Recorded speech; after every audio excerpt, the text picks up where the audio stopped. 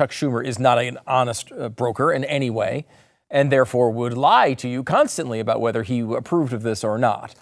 This came out in Axios today, or apparently, as is otherwise known, the Schumer Post. It's scoop. Schumer privately fought to extend government shutdown. Sure he did. Yeah, of course he did. Obviously, that he was in private. He was doing that. The source on that, I believe, is Chuck Schumer, totally random whistleblower who wanted to make sure you knew that Chuckles was working hard behind the scenes to please his base, even though he never really harangued, seemingly, these moderates, if you will, that came around to opening up the government. Now, look, it's important for you to understand a fundamental principle of this show, which is Chuck Schumer should never be defended for any reason. So I'm not defending Chuck Schumer here. He's absolutely awful. And he should have resigned long ago for putting cheese on an uncooked burger on his grill. Like, that's enough for him to resign. This is a totally different story. This whole thing is happening, of course, because Chuck Schumer wanted to protect Chuck Schumer. He decided to be I'm tough on the shutdown guy after last time when he wasn't tough on the shutdown and got beat up from his left flank. There's rumors now of the AOCs of the world challenging him for his seat. They want to throw him out of leadership. And so that's what they were doing at the very beginning of all of this. And there was a secondary motivation of the blue state elections in 2025. We kind of went through that a little bit yesterday. One of the reasons, of course, that the left says they were fighting for the shutdown was health care. Of course, that's the one thing they did not fight for at all. That's not what they were doing at all. Had nothing to do with health care. They all claimed it had to do with health care, but of course it had nothing to do with health care whatsoever. And what this has kind of created is this fission inside of the Democratic Party. A civil war of sorts is breaking out, where you have the far left, who was very much into the idea of this shutdown, knowing eventually the Democrats would have to fold on it.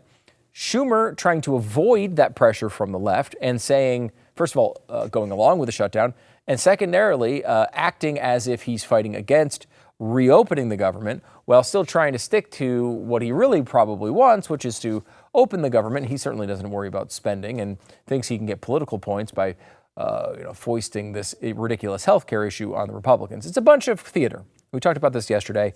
You think of the blocking in the theater, like you need to move here, and then you need to move here, and then you guys both need to stand this way and face this way. That is what this is. This is all a big kind of setup. But it is also something being utilized by the far left of the party, trying to take people like the Pelosi's and the Schumers out of power forever.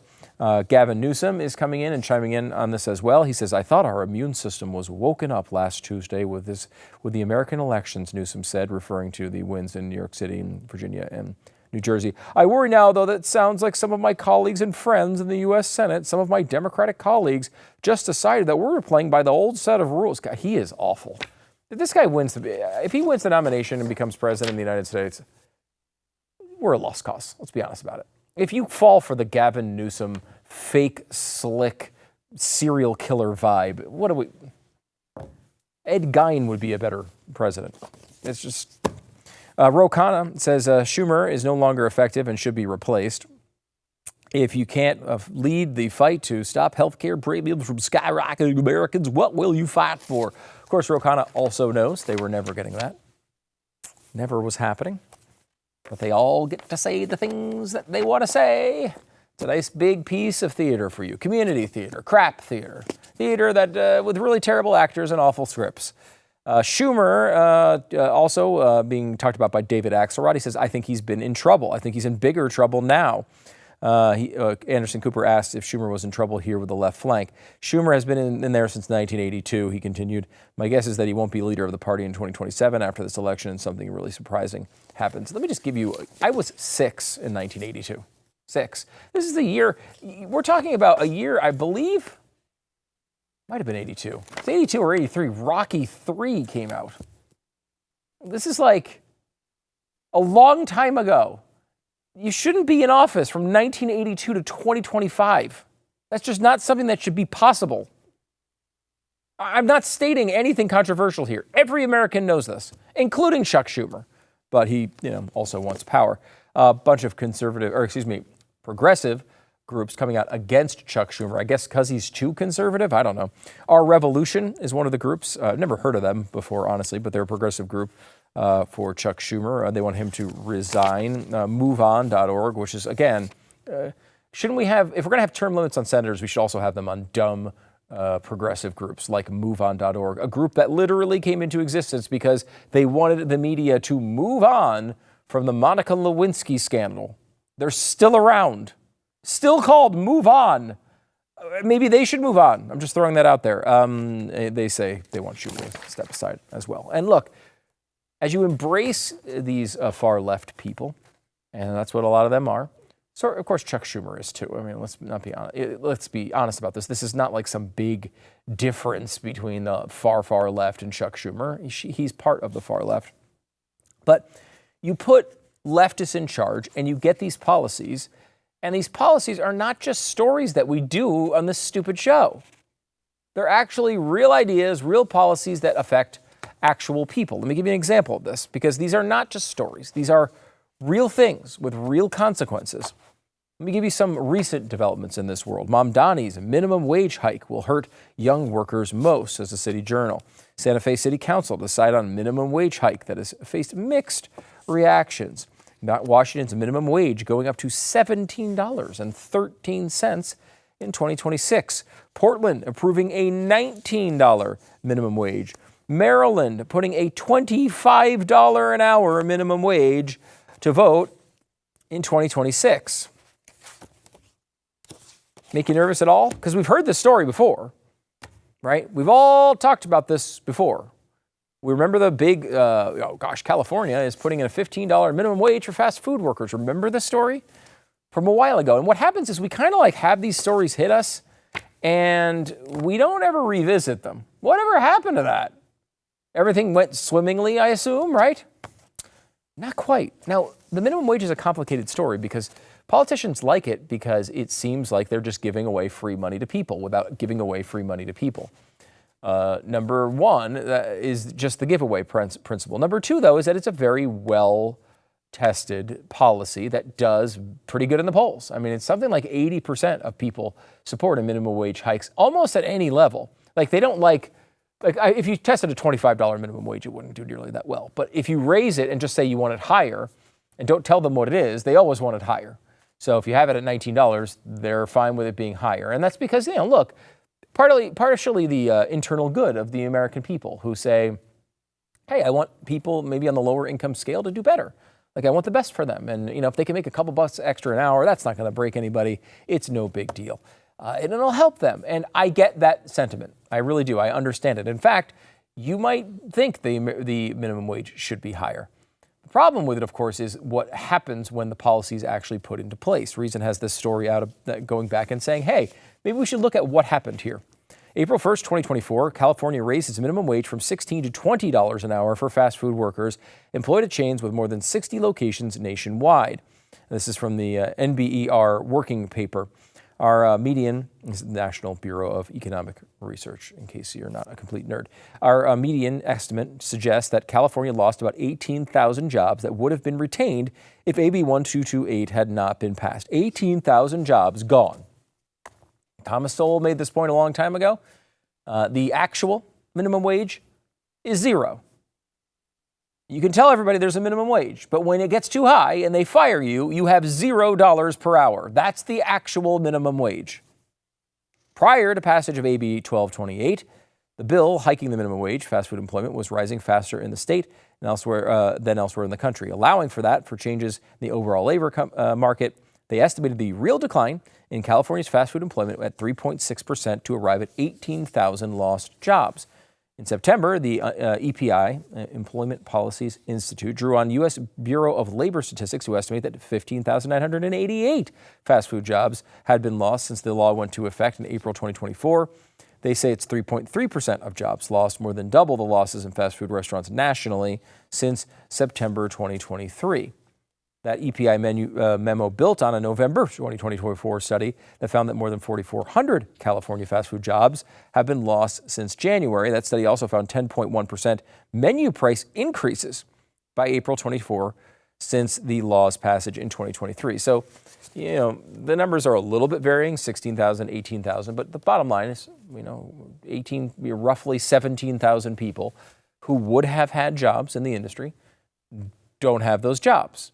Now, given that the fact that this is at the lower end of the income scale, the beginning of an arc of a career, most of those people probably didn't work at all and probably are on some government program. That's not the only effect, of course. You also have people and their families that are affected. You have people, you have their careers that are slowed down. You have all sorts of developments that are negative there, but also it increased prices for people who just want to eat a couple tacos or cheeseburgers, right? It's increasing the prices for people going to the fast food restaurants and then taking the people who worked at the fast food restaurants and removing them from those jobs.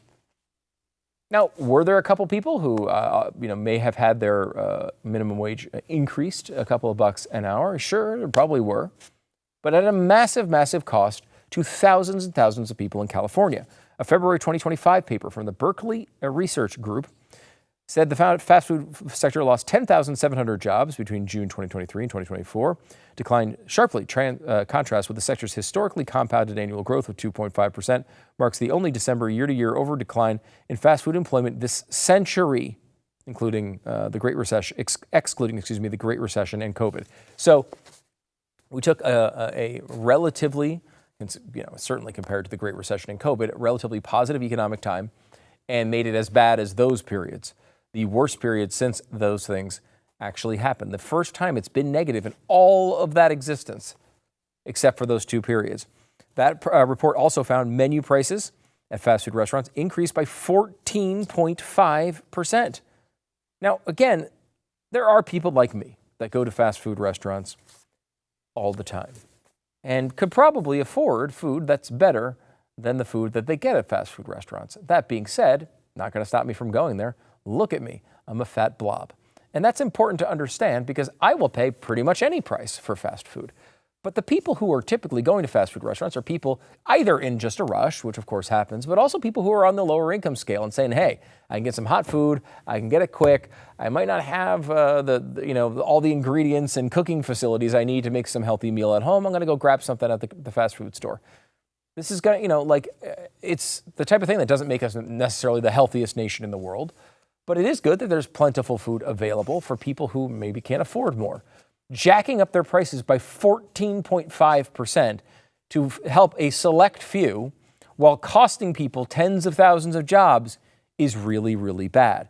California fast food restaurants also increased automation and technology adoption to offset rising labor costs, the BRG paper found. Therefore, it should not be surprising the number of employees per restaurant is declining. And think about the time we're in right now. You have AI around the corner. You have automation going on. When's the last time, if you go to McDonald's 4, 5, 6 times a day like I do, when's the last time you talked to a McDonald's employee? You just pressing buttons on a screen. That's what's going on. It's not a good environment. And a lot of this stuff was going to happen anyway, eventually. But what you're doing is you're making all of this stuff happen faster. You're taking away a generation's ability to exercise their work ethic at the base of the career scale. My first job was at a McDonald's, literally at a McDonald's. Was I a good employee? No, but did I understand what I was doing? Sometimes. And it was able to build the very basis of a career, showing up every day, helping people, being polite to them, even when you were really annoyed and didn't want to be polite to them. Going to make sure that when they complained, you actually were able to handle those complaints and say, okay, hey, sure, let me get the manager, or whatever the case is. These are basic job skills that you use over a lifetime, and those opportunities are being eliminated from so many people's lives. That's not healthy. The law established a fast food council, which has the power to further increase wages every year by the lesser of 3.5% or inflation. The council is supposed to hold public meetings no less than every 6 months, but the last meeting was back in February. The position of the chair is currently vacant. Finally, if creating prosperity was as easy as passing another law, we'd all be rich. But laws, more often than not, get in the way of jobs, businesses, and building wealth. Passing legislation is no substitute for the hard work of hard work. To create prosperity, you have to come up with ideas, produce goods and services, match buyers and sellers, and keep everybody reasonably satisfied. Now, that's just one breakdown from Reason, but they cite many, many studies in there. This was consistent among really all the research. And what is the fallout of a policy like that? You put left-wing people in office, and they do these types of things. What happens? Well, 18,000 people lose their jobs. And those 18,000 people don't have the fundamental building blocks of a career. Those 18,000 people are out of work. They're struggling. They don't have money. If they have families, they're struggling to support them. Then they go to get something to eat at a fast food restaurant and prices are 14% higher. And they have to deal with that. And they become more and more dependent on government. This is a story that's happening all over the country. This is just one example of a left-wing policy and how it echoes throughout our communities. And it does. It lasts a very long time. You're setting back these families by years at a time, trying to gather that same job experience so they can move on throughout their careers. And you think about last time, with AI and the changes that are coming between AI and robotics and automation and all these things, we are already in a situation where it's challenging for younger people to come up through our communities and become the people that are the backbone of a society. And we're killing that future for them because of left-wing policies. And at the end of this, what's really, really annoying to me personally, as a conservative, is we sit here and we warn about these things. And then left-wing people get elected in places like California. They put them in. Exactly what we say is going to happen actually happens. It all plays out the way we talk about it in advance. And then what happens? These people are out of work. They need help. They go to the government. The government gives them a bunch of money, and then that money runs out, and they need even more money, and then they come to us and say, well, you can't deny them more money because capitalism is so mean. Is it? Is it capitalism causing these problems? Is it? Because I don't think that's true. You want a country like North Korea, you can go there, and they exist. There's plenty of them out there. I guess you can get an assigned job, and you can deal with all that. But instead, maybe we embrace capitalism a little bit more. Maybe instead of running away from it all the time, we run toward it. And, they write the policy that kill the jobs. And then these people are out of work. And then they come and they complain and they say, we need something else. And who's to step in? But of course, it's the government. And the government comes in and then they say, hey, well, what we'll do is we'll have another giant program that will give you more money in another area. And then on and on and on and on and on. This cycle of constant growth in our government is so difficult to disassemble. I swear, I've been talking about this for so long, and I feel like I'm just on a roller coaster ride that never stops. We just keep going around the track, and back to the beginning, and we keep slowing down, and we look over there, and we say, oh gosh, is this the time we get off? And no, we don't. We just keep going around and around and around and around. And every single time, government grows a little bit more. They create the problem. They design the solution. That solution fails. And then their solution for the next time after that failed solution is another government solution where they get more money and more power and they have to dish it out another way.